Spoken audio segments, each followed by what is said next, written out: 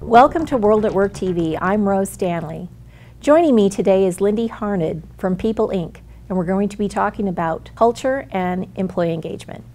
Linde, what role does organizational culture really play in employee engagement? It is a huge part of employee engagement, Rose. When I think about employee engagement and I think about culture in organizations, the engaged employees are the ones who feel valued, who understand how they fit into the business, they understand their roles, and they feel valued. And so they are engaged employees, and engaged employees can drive strong cultures in organizations. What do you think some aspects of an engaged employee really looks like? When we talk about engaged employees, some organizations call them high performers, we call them A players. There's a lot of Gallup information out there about engaged employees and disengaged employees. But the engaged employees, again, are the ones that feel valued, that feel like we listen to them, that feel like we're meeting their expectations in terms of the business. And obviously that we have the right kinds of benefits programs and compensation programs and rewards programs in place for them. Then that engenders engagement in employees. Let's talk a little bit about the employee experience and how that plays into engaging employees. I think employee experience, critical, especially in service industry. We've worked a lot in the hospitality industry and the airline industry with a lot of service businesses, and we feel very strongly that we can't expect employees to deliver an exceptional experience for a customer unless we are delivering an exceptional experience for the employees internally. So it's that internal, external customer kind of component. What, inside of an organization, what are some components that you think might make up that employee experience? It's every touch point. And again, we can talk about what I call the traditional compensation and benefits and performance management process and all of those traditional things that we do in HR. But the real upside and competitive advantage is when we can tap into those intrinsic needs of the individual, where they want to feel part of a team, where they want to feel valued, they want to feel like their opinion counts. And I think especially with the new workforce, there is a tremendous focus on the newer workers around purpose. Why are we here? Why is the organization here? And those are all huge parts of culture and building an experience for employees. You talked about several touch points that even maybe go outside of the HR field. But what does the HR person really need to focus in on, do you think, in order to help create that culture? Okay, I think the opportunity for us as HR professionals, again, the basics have to be there in terms of fair pay and benefits. But if we can create an exceptional experience for the individual from the point that they apply and come to our website and begin to learn about the organization and the external brand, that's a touch point to me. So that gets the individual interested in the organization and interested in how we bring people into the organization, on board, create reward opportunities. I think that's an area where many organizations and certainly high-performing cultures that we've had the opportunity to work with, they have the recognition thing nailed. And it's as simple as a thank you. It's the senior leader or my boss recognizing that I really worked real hard last week.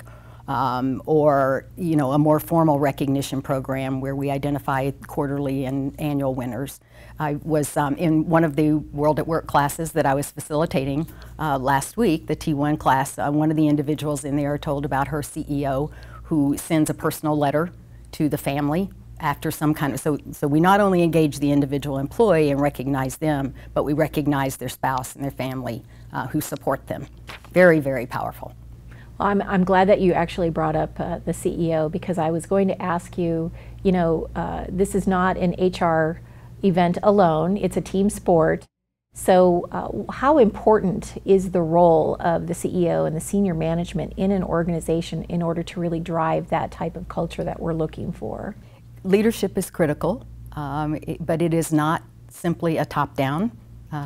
Leaders certainly need to model the right behaviors in the organization and demonstrate that they support the values and the culture and what's important in our business. But the leaders can't do it all from top down, nor can employees. I've heard it referred to as the microculture. you know, the frontline employees and the grassroots bottom-up kind of activity. That works as well. To me, the rubber really hits the road in the middle when we talk about mid-managers who are in a position to really take what the CEOs are describing and what the CEO is driving in terms of performance in the organization, and engage and educate and help employees understand how they can contribute to that. Can you talk a little bit about something that I've heard of called culture committees? Mm-hmm. We refer to them as values teams. That's kind of our generic. So if in our work with People Inc., we go into an organization and help that organization articulate the values, and most importantly, the behaviors behind those values, then we engage a values team to sort of be the champions and to help make that sustainable within the organization. We're working with an organization in California right now and have just had the kickoff of the values team, and we have a leader in the organization, not the CEO, but a well-respected senior leader in the organization who is leading it. He's the champion with the employees, and so it'll be sustainable. I feel very confident it will be.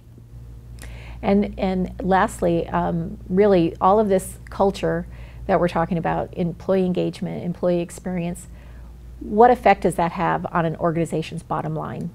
I think it has a big impact. Have always thought that, but I think in the last probably 10 years, we're really beginning to see a lot of research that supports. You know, it's the Fortune 100 most admired companies. It's Contented Cows Give Better Milk is a group that I think is very clever. But they've done a lot of the research to show that the bottom line numbers are there. And the organizations that take this culture and put a lot of energy and effort into it and treat it as importantly as the bottom line, those organizations enjoy much greater success financially and long-term success in the organization. And we have an opportunity, I think, as HR professionals to contribute to that. So I'm really encouraged that, that we have more tools to do that ROI and really enhance and help understand the value to the business. Thanks, Linde. I appreciate your thoughts. For World at Work, I'm Rose Stanley.